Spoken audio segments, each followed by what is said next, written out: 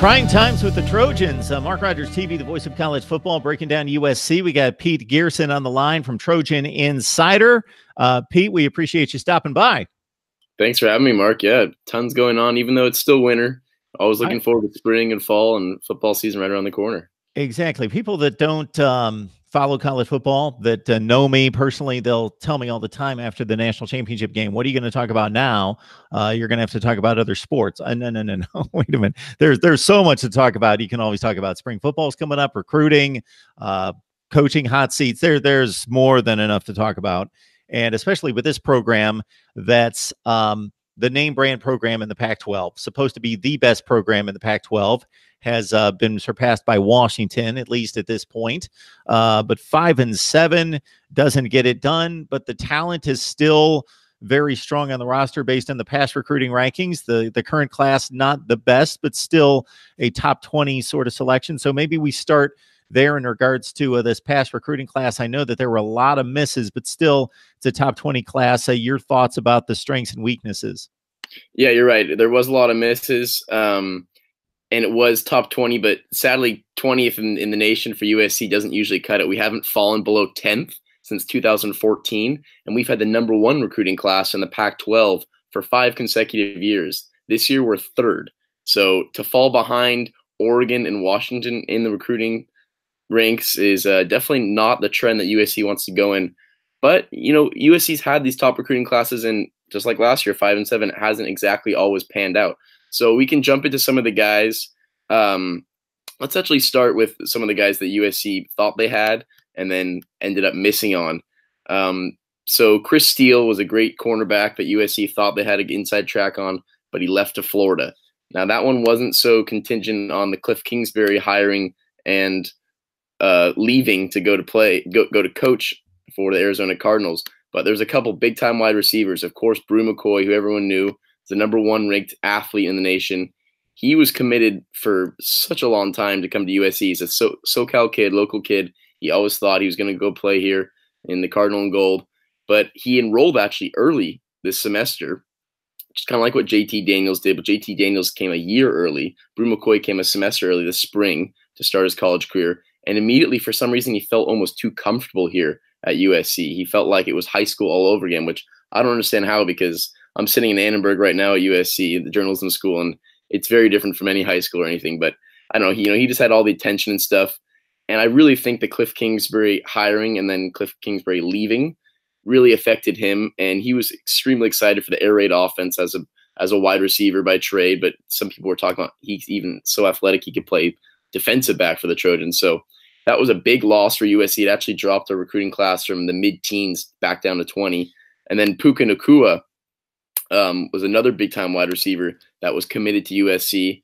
And he literally, as soon as Cliff Kingsbury left, he started changing his ideas and decision immediately, and he bolted straight to Washington. So I think the Cliff Kingsbury effect really impacted the Trojans recruiting class, and hopefully doesn't impact them for future classes, because I work for Trojan Insider. Scott Schrader talks to all these families and talks to these students. And as soon as Cliff got hired, they were all saying, all these kids saying, parents saying, oh, I want my kid to go to USC straight away. Now, we're not trying to knock on Graham Harrell, the offensive coordinator that the Trojans did get from North Texas, who also runs the air raid offense, who learned it under Mike Leach. But Graham Harrell isn't exactly quite the flashy name that Cliff Kingsbury is.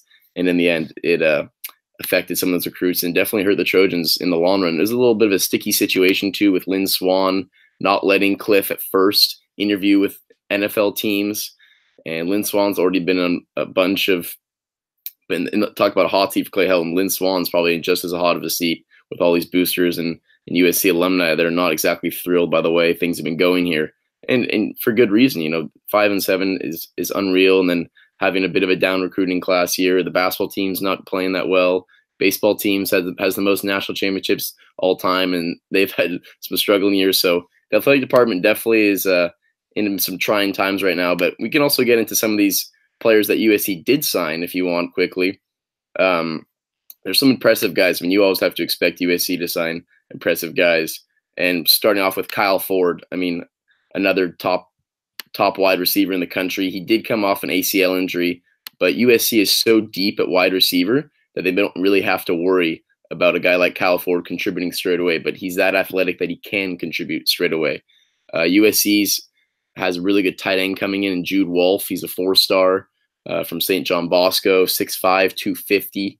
So he's probably going to make some moves on the offensive end. And really, USC offensively should be fine this year. They've got such a deep wide receiver core coming back. Tyler Vaughns and Michael Pittman probably could have tested the NFL waters and entered the draft, but instead those guys want to come back for another year, their senior season, and see what the Trojans can do here. And then Amon-Ra St. Brown, I think, is going to be a 3 and done. No doubt about it. The guy is so mature. You talk to him after practice, he's eons really ahead of maturity-wise of his own freshman class. And this USC freshman class that we just had with JT Daniels and these guys is very deep.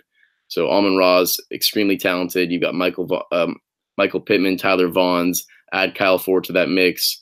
You've got Velus Jones Jr. returning. So the offense, Graham Harrell's really going to be able to run this air raid, and running backs like Stephen Carr and Vavai Malapei, who showed they can be a factor in the passing game as well, and some screen passes and stuff. So the USC offense should be good. We did lose 7 defenders on defense, but we do have a really strong sophomore class that is going to replace those guys too. We got Pete Gearson on the line from Trojan Insider to break down USC football, coming off 5-7 and looking at this recruiting class.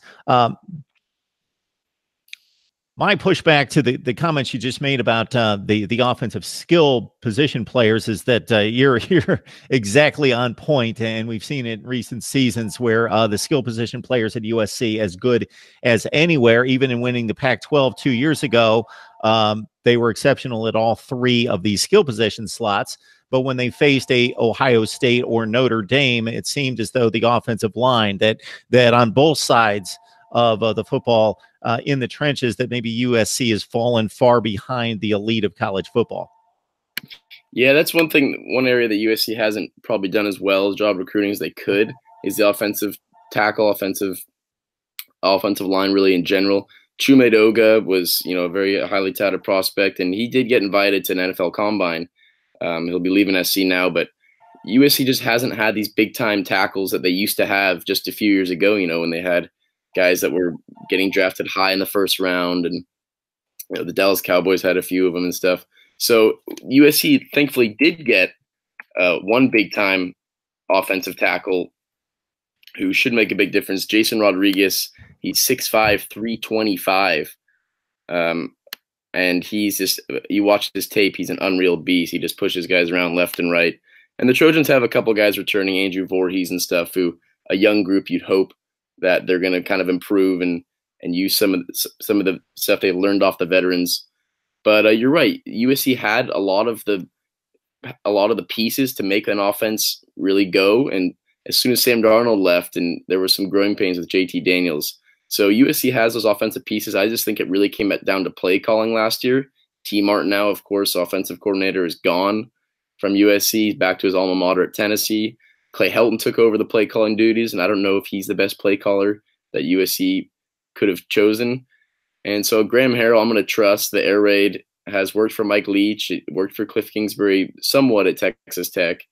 The offenses definitely are going to be high powered, and you're going to see a lot of throws. The interesting part is, though, that JT Daniels, Cliff Kingsbury said this when he was hired for his full 34 days as the offensive coordinator. He said that we're going to have a quarterback battle between JT Daniels and Jack Sears. And, when you bring a new system in, you want to see which quarterback fits that system best. So Clay Helton said the same thing when Graham Harrell was hired as offensive coordinator. We're going to test and see if JT Daniels or Jack Sears fits the system better. Honestly, though, I don't see how you had a freshman quarterback starting for an entire year, and then you're going to come back his sophomore year and say, hey, we're going to put you back in a competition again. I'm pretty sure JT Daniels is the guy for USC moving forward until Bryce Young comes into play, who's also coming from Mater Dei, and Bryce Young is supposed to be the real deal as well. So it could be interesting come spring ball in a couple weeks here in March, who's getting those first team reps, but they said that both players would get equal reps, so we'll have to see. Yeah, the play calling concerns seem to be certainly valid, considering the stat that I've come across a number of times is that this team bogged down in the red zone last year, which is not surprising considering the offensive line woes and an inexperienced quarterback. But 2 years ago, with one of the best running backs in college football, with one of the best wide receiver cores in college football, and a top 3 NFL draft pick at quarterback, one of the worst red zone efficiencies in college football. And that's where play calling really comes to fruition, because you're working in tight situations. You're working in down and distance situations that are critical more so than anywhere else on the field. And that's where play calling shows up, and putting your best players in the best position to succeed. And USC has not been able to do that.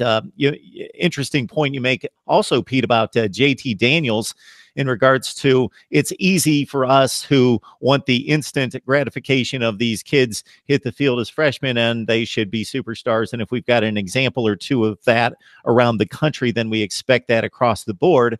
But, he didn't have the best supporting cast in all those positions, especially on the offensive line. So I would think that the future can still be bright. He just needs a system that he's grown accustomed to, and hopefully Graham Harrell can put him in good situations.